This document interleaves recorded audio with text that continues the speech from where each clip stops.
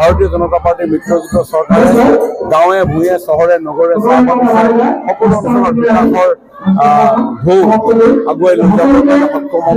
এই কথা ইতিমধ্যে সকলোৱে দেখিয়ে পাইছে। নিশ্চিতভাৱে আগন্তুক পঞ্চায়ত নিৰ্বাচনত জনতাই আমাৰ দলৰ সপক্ষত মতামত দিব। ডেফিনেটলি ভাল হ'ব, ডেফিনেটলি ভাল হ'ব। চাওক, ৰাজনৈতিক দলত কেতিয়াবা মানুহ আহে, কেতিয়াবা মানুহ যায়।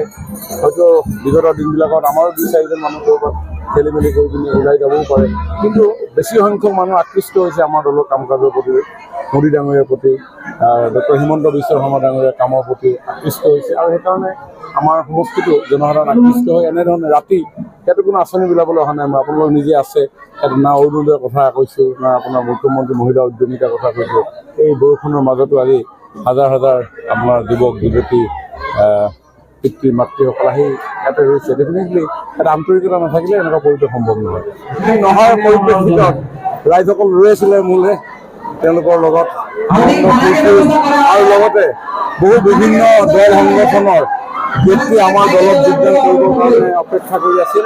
আৰু সেইকাৰণে এইকেইটা দিন সময় পাই সমষ্টিৰ ৰাইজৰ ওচৰলৈ যাবৰ কাৰণে প্ৰয়াস কৰিছোঁ। আৰু যিসকল লোকে আমাৰ দলত যোগদান কৰিবৰ কাৰণে অপেক্ষা কৰি আছিলে তেখেতসকলকো আমাৰ দললৈ আদৰণি জনাইছোঁ। ভাৰতীয় জনতা পাৰ্টীৰ মিত্ৰজোঁট চৰকাৰে গাঁৱে ভূঞে চহৰে নগৰে সকলো অঞ্চলৰ বিকাশৰ ঢৌ আগুৱাই লৈ যাবৰ কাৰণে সক্ষম হ'ব। এই কথা ইতিমধ্যে সকলোৱে দেখিয়ে পাইছে। নিশ্চিতভাৱে আগন্তুক পঞ্চায়ত নিৰ্বাচনত জনতাই আমাৰ দলৰ সপক্ষত মতামত দিব। ডেফিনেটলি ভাল হ'ব, ডেফিনেটলি ভাল হ'ব। চাওক, ৰাজনৈতিক দলত কেতিয়াবা মানুহ আহে, কেতিয়াবা মানুহ যায়।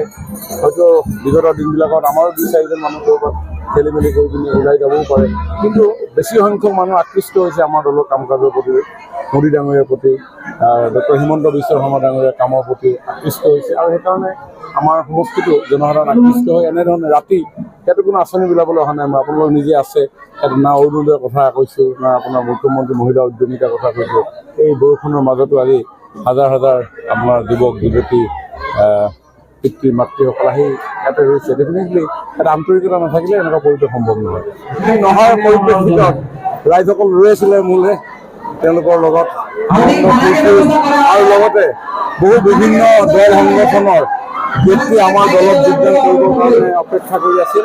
আৰু সেইকাৰণে এইকেইটা দিন সময় পাই সমষ্টিৰ ৰাইজৰ ওচৰলৈ যাবৰ কাৰণে প্ৰয়াস কৰিছোঁ। আৰু যিসকল লোকে আমাৰ দলত যোগদান কৰিবৰ কাৰণে অপেক্ষা কৰি আছিলে তেখেতসকলকো আমাৰ দললৈ আদৰণি জনাইছোঁ। যিকোনো খবৰৰ বাবে যোগাযোগ কৰক 7099017330 লগতে 7099017110 নম্বৰত।